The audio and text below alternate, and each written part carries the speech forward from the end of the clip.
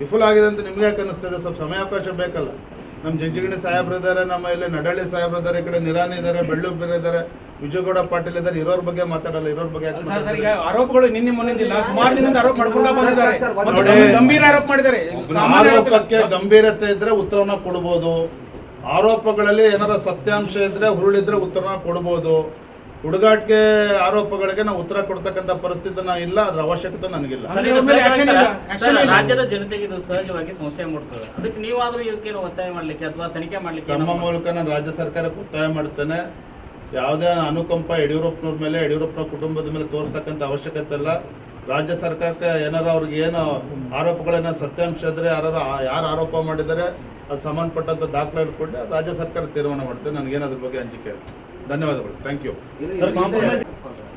ವಿಫಲ ಆಗಿದೆ ಅಂತ ನಿಮ್ಗೆ ಯಾಕೆ ಅನ್ನಿಸ್ತದೆ? ಸ್ವಲ್ಪ ಸಮಯಾವಕಾಶ ಬೇಕಲ್ಲ. ನಮ್ಮ ಜಂಜಿಗಿಣಿ ಸಾಹೇಬ್ರಿದ್ದಾರೆ, ನಮ್ಮ ಇಲ್ಲಿ ನಡಳ್ಳಿ ಸಾಹೇಬ್ರಿದ್ದಾರೆ, ಈ ಕಡೆ ನಿರಾನಿ ಇದ್ದಾರೆ, ಬೆಳ್ಳೂರು ಇದ್ದಾರೆ, ವಿಜಯಗೌಡ ಪಾಟೀಲ್ ಇದ್ದಾರೆ. ಇರೋರ ಬಗ್ಗೆ ಮಾತಾಡಲ್ಲ, ಇರೋರ ಬಗ್ಗೆ ಆರೋಪಗಳು ನಿನ್ನೆ ಮೊನ್ನೆದಿಲ್ಲ, ಸುಮಾರು ದಿನದಿಂದ ಆರೋಪ ಮಾಡ್ಕೊಂಡು ಬಂದಿದ್ದಾರೆ. ಗಂಭೀರ ಆರೋಪ ಮಾಡಿದ್ದಾರೆ. ಆರೋಪಕ್ಕೆ ಗಂಭೀರತೆ ಇದ್ರೆ ಉತ್ತರವನ್ನ ಕೊಡ್ಬೋದು. ಆರೋಪಗಳಲ್ಲಿ ಏನಾರ ಸತ್ಯಾಂಶ ಇದ್ರೆ ಹುರುಳಿದ್ರೆ ಉತ್ತರನ ಕೊಡ್ಬೋದು. ಹುಡುಗಾಟಿಕೆ ಆರೋಪಗಳಿಗೆ ನಾವು ಉತ್ತರ ಕೊಡ್ತಕ್ಕಂಥ ಪರಿಸ್ಥಿತಿ ನಾವು ಇಲ್ಲ, ಅದ್ರ ಅವಶ್ಯಕತೆ ನನಗಿಲ್ಲ. ರಾಜ್ಯದ ಜನತೆಗೆ ಇದು ಸಹಜವಾಗಿ ಸಮಸ್ಯೆ ಮೂಡ್ತದೆ. ಅದಕ್ಕೆ ನೀವಾದ್ರೂ ಇದಕ್ಕೇನು ಒತ್ತಾಯ ಮಾಡ್ಲಿಕ್ಕೆ ಅಥವಾ ತನಿಖೆ ಮಾಡ್ಲಿಕ್ಕೆ ನಮ್ಮ ಮೂಲಕ ನಾನು ರಾಜ್ಯ ಸರ್ಕಾರಕ್ಕೆ ಒತ್ತಾಯ ಮಾಡ್ತೇನೆ. ಯಾವುದೇ ಅನುಕಂಪ ಯಡಿಯೂರಪ್ಪನವ್ರ ಮೇಲೆ, ಯಡಿಯೂರಪ್ಪನ ಕುಟುಂಬದ ಮೇಲೆ ತೋರಿಸ್ತಕ್ಕಂಥ ಅವಶ್ಯಕತೆ ಇಲ್ಲ.